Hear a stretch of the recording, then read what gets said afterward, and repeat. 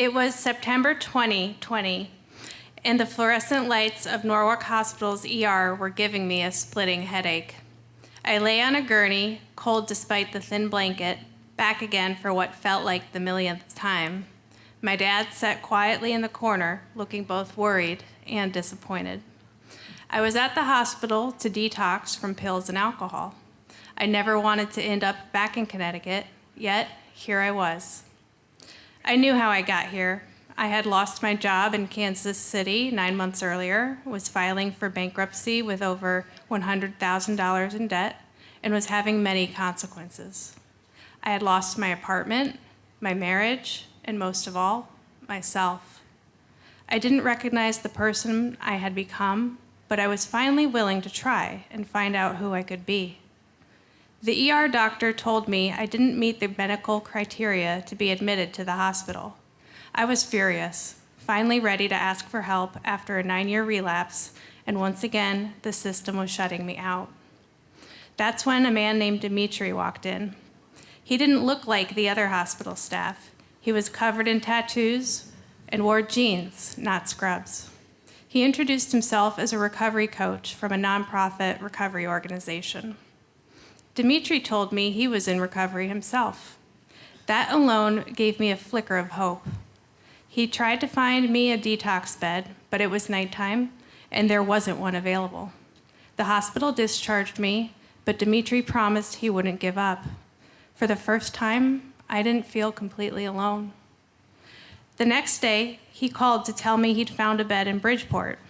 I had previously been to a luxury private rehab 9 years ago. This was not that. It was bare bones, gritty, and in the middle of the city. But it was the only option I had, and soon I realized it was exactly what I needed. 2 days into my detox, a counselor told me there was a problem. My state insurance only covered COVID-related care. I was uninsured. But they didn't kick me out. "We'll keep you on a scholarship," they said. It was a relief, but I was scared. I needed more help, and I had no way to pay for it. Then came another miracle. The counselors helped me apply for a scholarship at a private facility in Florida. I begged them to let me go. Chris, the admissions coordinator, approved it. All I needed was a plane ticket. My mom paid for the flight and packed my bag. My parents drove me straight from detox to the airport.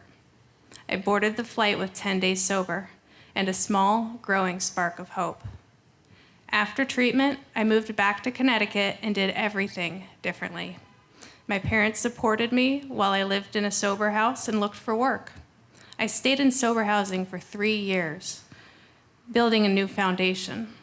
I went to meetings every day, made healthy friendships, rebuilt trust with my family, and most importantly, learned how to show up for myself.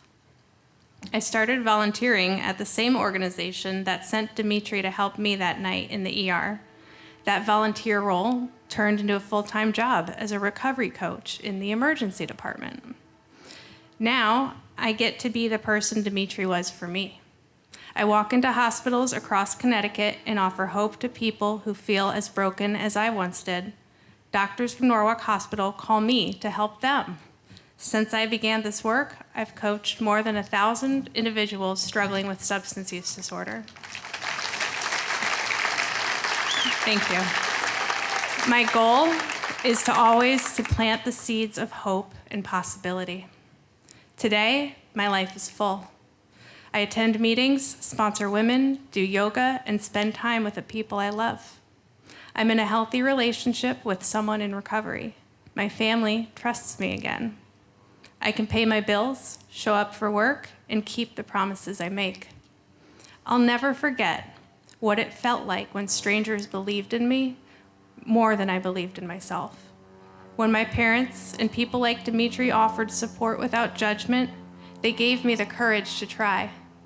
Back then, my only goal was to make it to 3 months sober, my record at the time. Today, as I approach September 30th, I'm proud to say I'll be celebrating 5 years. Thank you.